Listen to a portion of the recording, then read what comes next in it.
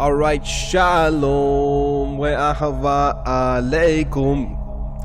Hurnota shel Sifrota, coming back to you guys once again with our series on Tikunim Hazahar. And unlike the Tikuns from like 8 to 12, I'm pretty sure, these Tikunim are much more focused on tithings, produce, and things that are naturally found in our world. Now, the things that are naturally found in our world can be elevated to a point where they can be used for something very, very special. Ladies and gentlemen, that thing is holiness. There's a question about holiness. How is it attained? How is it achieved? How can we possibly attain holiness when we live in a world full of sin? As it is known in the first chapters of Genesis, the sin of the great mother and the non-permission from the father upon making mankind. How do we escape this sin? And how do we reconcile the father and the mother to make harmony amongst ourselves? This tikkun in particular is not going to be talking about that subject, but it's something to contemplate greatly, because I believe in our times that's kind of where we're holding. Specifically, we're holding in very great givura, because we don't realize our own sins. We don't realize our own mistakes sometimes. And we have to understand that with God, even the fucking atheists, even the monkeys, even the fucking goyim, right? They could forget about God. In the fact that you say that God does not exist, you're proving God exists. Why? Because even if he has a non-existence, he's still God. You're saying the word God. Even if you say there is no God or it's non-God, there's still a God in the sentence, in the statement. If you say non, it's just non-existent, then you're saying just simply the principle of non-existence. And that's pretty much basic Jewish philosophy. Now let's move on with our tikkun. In our last tikkun, we discussed if a woman conceives seed in a male child, she spilled the blood of Adam, sprinkling blood. The Tikkunim of Zohar gets very antinomian. When we're all and over all this, it is necessary to guard it from the blood of a menstruant. Why? Because we have to keep the laws of Nida. The spilling of seed and the laws of Nida are so interconnected, it's not even funny. And because of this, we said in our last tikkun, over these three things, women need to be very, very cautious. A menstruant, challah, and the lighting of the candle. Until here is the secret of chet, wheat. From there is challah. The challah comes from the wheat. Hamoetzilecha mincha aretz. And chet with the wheat, the gematria is 22. There's an important question. What does exactly wheat have to do with the Holy Shabbos Queen? And in this particular tikkun, we're going to be discussing this. Bereshis alayt ma reshit me'aser deganecha. ודם הקודח הוא מעשר, ויהי אסירת לעשר ספירות, ובגינה המעשרין. Bereshis, in the beginning. Upon that it is stated, based on Deuteronomy chapter 18:4, the reshit of the tithing of your grain. So it's focusing here on tithing, which is the 1/10 of the produce of a land. And so we're focusing in here on the number 1/10. Now you can think of 1/10 in terms of a lot of things. If you pay attention here to the paint, 1/10 could be, I don't know, like the 10 fingers, like the 10 hands. 1/10 could be 1/10 of produce, but specifically here, they're talking about something very, very special. This is the sphera of Malchut, which is Ma'aser. So obviously we have 10 Sephirot. Keter, Chochmah, Bina, Chesed, Gevura, Tiferet, Netzach, Chod, Yisad, and Malchut. I want to highlight here quickly this particular sphera. Here, this is Malchut, and this Malchut corresponds to 1/10. Now also Malchut is not only equivalent to kingdom, right? Kingdom, but it's also equal to government. So in a government and a kingdom, there should be immediate tithings being produced. What will this do? It will actually invite the people to increase and increase and increase all the tithings in the land. Because when tithings are given, it allows for more produce to be given. That's why exactly Chokhmah itself increases and increases. And it is the 10th of the 10th Sefirot, as I've mentioned. Because of her, there is tithing. Now you see here, the Sefirot at one point were always non-gender. That was the original Sefirot, non-gender. They're pretty much emanations of God Himself. But if they're emanations of God Himself, you can kind of treat them as a female, if you get what I'm saying. We're going to get into this in a little bit. And so we're going to continue here.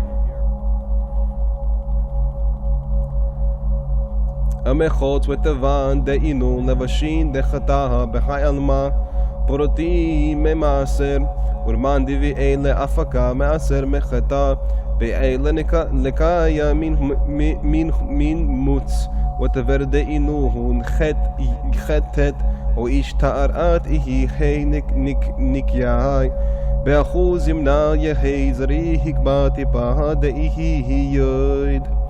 And husk and straw, which are the garments of wheat in this world. Garments meaning that the husk and the straw surround the wheat, and these husks and straw are exempt from tithing. So we have the husk and we have the straw. So imagine the malchut here is tithing, and there are two exemptions from this tithing: husk and straw. So you can put husk to the very right side, and this is a particular arrangement which I haven't come to the conclusion of. So right, left, left, right. It's up to you guys to decide based on the previous videos, but I'm going to put here husk,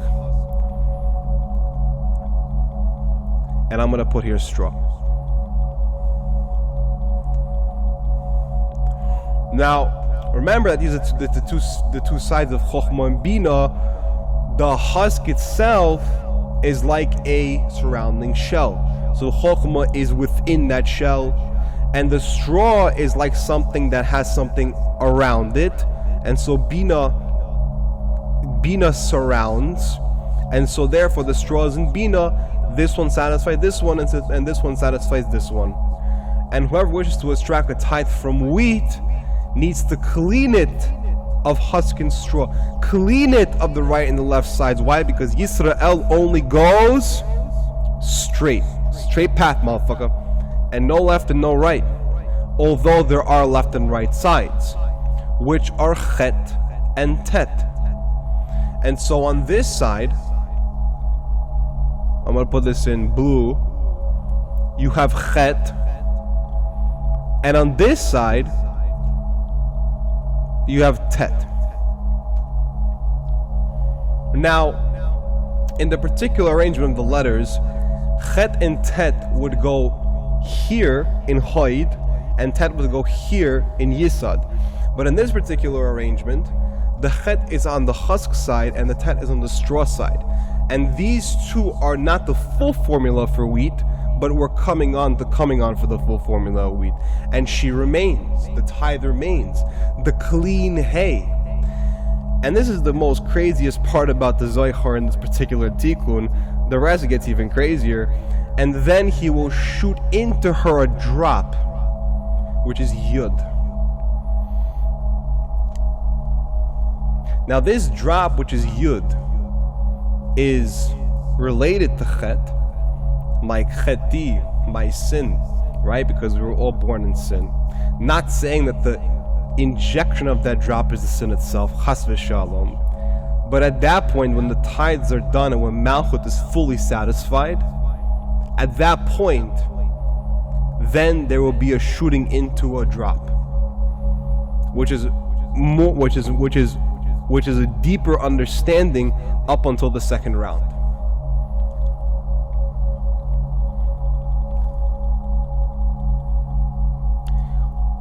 כגון ודע בזיווג דבר נחש צריך לקנה וטיפה מחטאה דאיכי אצל חראה למנועי חוזרה נקבע בך היכאו דכתיב חי לכם זרעה. Like I said, similarly in human coupling, one needs to clean the drop from sin, which is the evil inclination. How are you supposed to clean the drop from sin? How are you supposed to clean the ties from the husk and the straw? It's very simple. You have a right side and a left side. And there's many right intentions and there's many left intentions, but the center intentions are the most important. One needs to clean the drop. What are you supposed to go in to the place where the drops are and clean them like with a napkin? No. From sin. What is sin? The evil inclination. So the entire process of the coupling has to be bli sin, bli mistaken from God's eyes, to become a clean seed, which is hay. Now notice how the yod itself is the drop and the hay is the clean seed. So it goes from a drop to being actually a clean drop, an archetype to the actual product itself. What is the secret of Ya Yod Ka Hey or Ka Yod Hey, which is this principle of Chokhmah, the Shemen Chokhmah. Is this what it is written? Hey, you have seed, from Genesis 47:23. Aval be'amad dayiti cheta ihi nekiya ihi ulavasha wahi asrin waterin watwan deorit.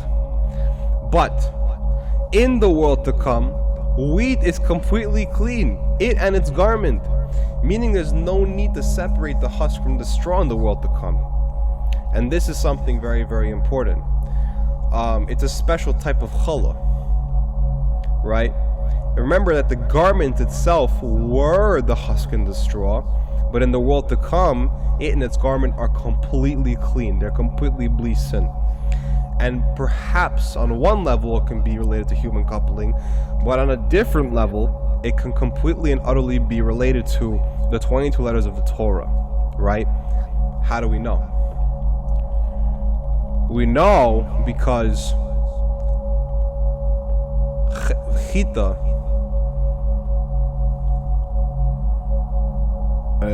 one second. There we go.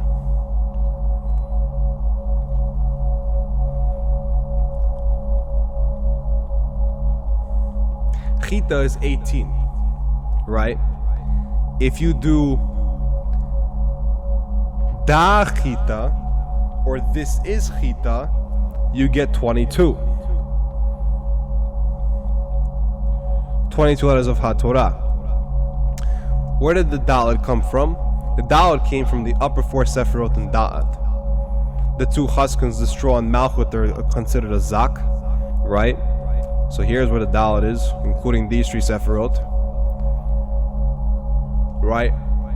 And then you have this particular Zon, or Zak, that is included with Husk and the straw and the Malchut, the tithing, to be Chita, right? Like that. 22 letters of HaTorah. So, Uvginda behamotzi ba'al habayit sarik ledakdak ba behei lemenuechu yehi nekiya bela pesulohod. Therefore, in the hamotzi blessing over bread, as I mentioned before, the master of the house must be scrupulous in pronouncing ha, that it may be clean without refuse. So on that baruch and then hamoitzi, that ha must be scrupulous. Hamoitzi lechem min haaretz, that it may be clean without refuse. Excuse me, right? So you can see now here the power of the words, the power of the devar. Just by pronouncing ha on that hamotzi, you can actually clean the entire challah. Similarly, just as pronouncing any letter in the HaTorah, you can perhaps do some miraculous things.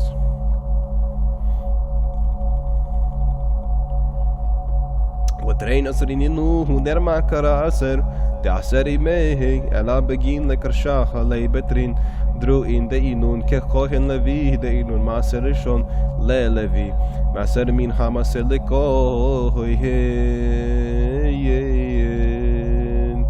And there are two tithings where scripture says in Deuteronomy chapter 14 verse 22, you shall surely tithe. Why should we surely tithe?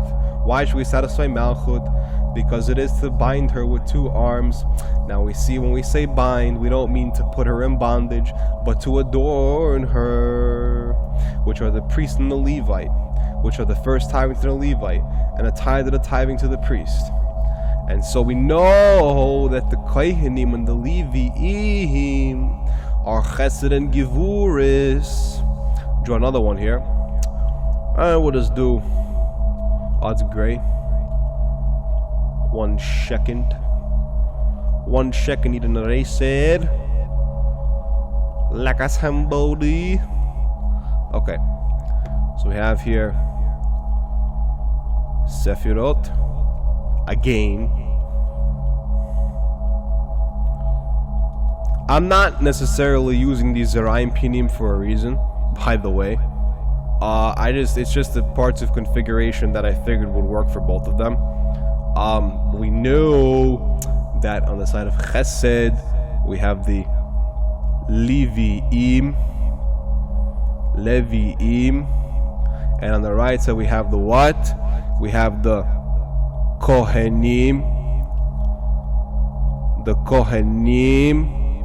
and in the center, what do we have? We have Yisroel, like this. Okay, and so remember that the first tithing goes to the Leviim.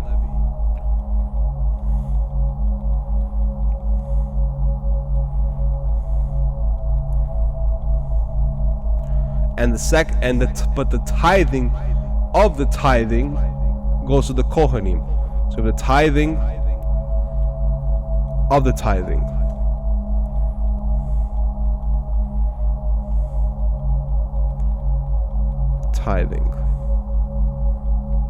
Now, what it can imply Kabbalistically is that the Leviim get the very first tithing of the Sefirot and Malchut, which are the aspect of the Sefirot themselves, the very first produce of those. That's what it could imply. Again, I'm not going to say has to imply, because there's a lot of Kabbalistic framework behind it and I'm not sure about.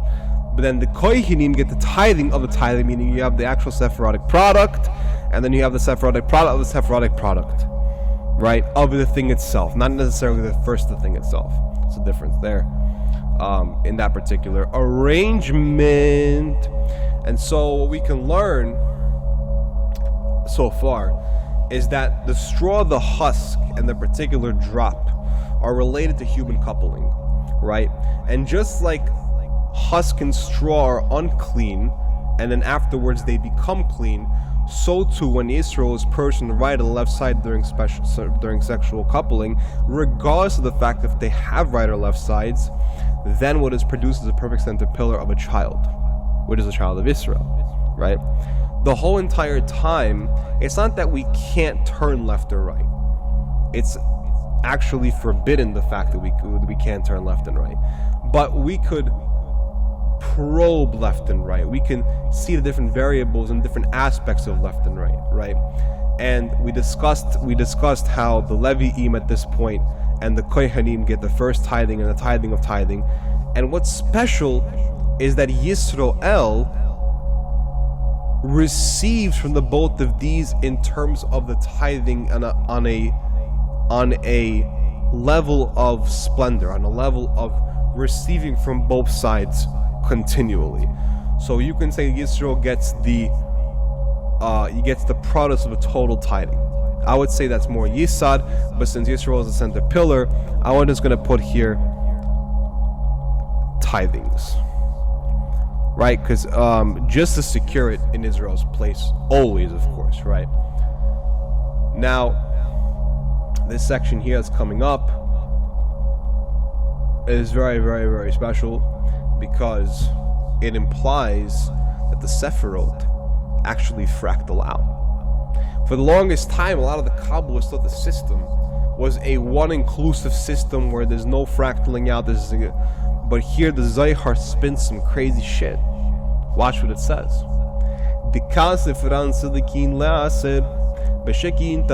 Adeselik lema'aha wa ihi wa it avidaha truma lekolhu ma'a uvginda shi'ur. For all Sephirot add up to 10 in the Shekinah.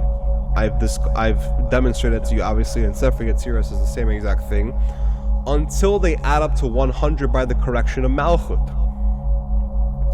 How do they add up to 100? Because there is a Sephira in a Sephira. Just like on the side of Gevuris, there is a tithing of the tithing.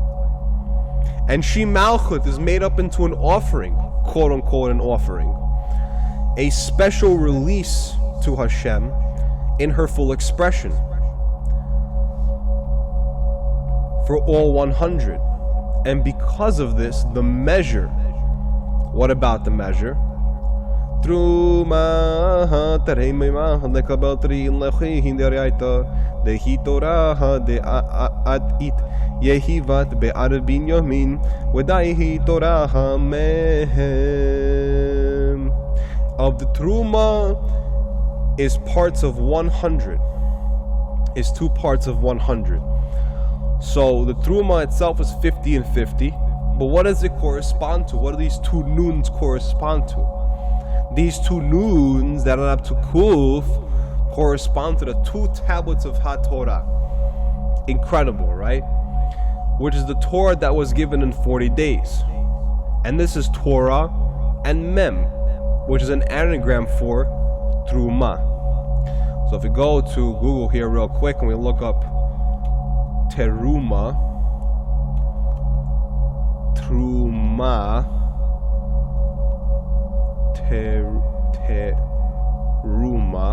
meaning, we read here, it's an offering to God. Can you believe this is AI, guys? Google is already up to the point where AI produces the answers for you. It's crazy, right? Or a gift to a person, right? In the Torah, God tells Moses to instruct the Israelites to give truma to him, which is translated as contribution. Excuse me. Excuse me. The Torah then lists the items the Israelites were asked to contribute to the construction of the Mishkan, a portable desert sanctuary. So, quintessentially, the Truma is a gift.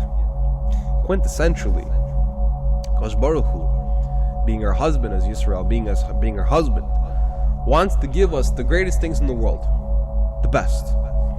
What's the best gift He can possibly give us, right? Food, water, snacks, right? The life, the blessings, it's all included. But the Taita, the Torah herself, is the greatest gift that we can possibly receive. And so the greatest Truma is 2 parts of 100.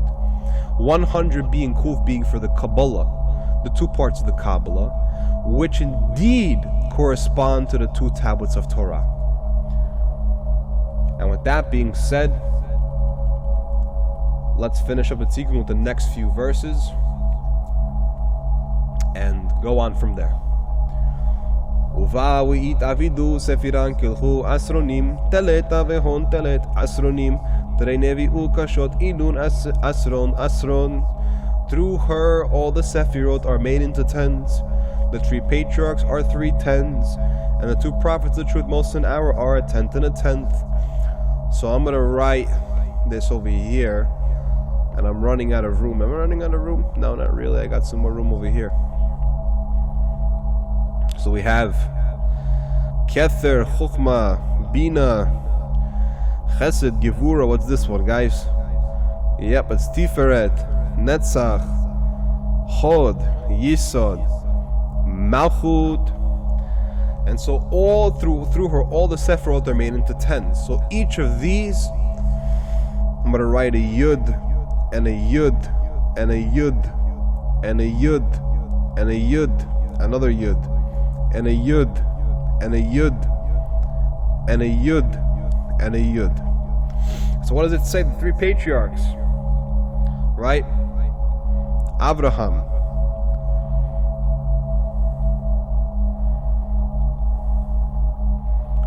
right? We have Yitzchak,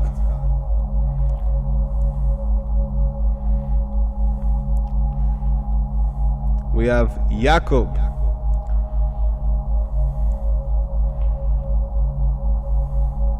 and obviously the Elohai over these, or the Elohai are over these, is Elohai Avraham, wa Elohai Yitzchak, wa Elohai Yaakov, as is found in our Shmoneh Esrei. And the two prophets of truth, who are they, guys? Right? Moshe Rabbeinu, Aaron Hakayin,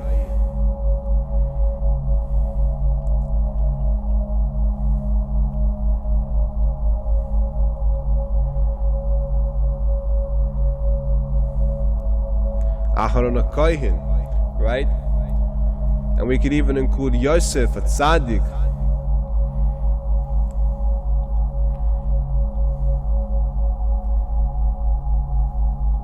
Yosef, right? A tenth and a tenth. So each of these are made to that you can get into a secret level where technically there are 10 Avrahams, 10 Yitzchaks, 10 Yaakovs, 10 Moshes, 10 Aharons, and 10 Yosefs, 10 Davids. But on the most mature sense, there is actually 10 levels to Abraham, 10 levels to Yitzchak, 10 levels to Yaakov, and 10 levels to Moshe, Aaron, and Yosef, and obviously David. And on top we have, I'm going to say Chochmah is Adam and Bina is Noach.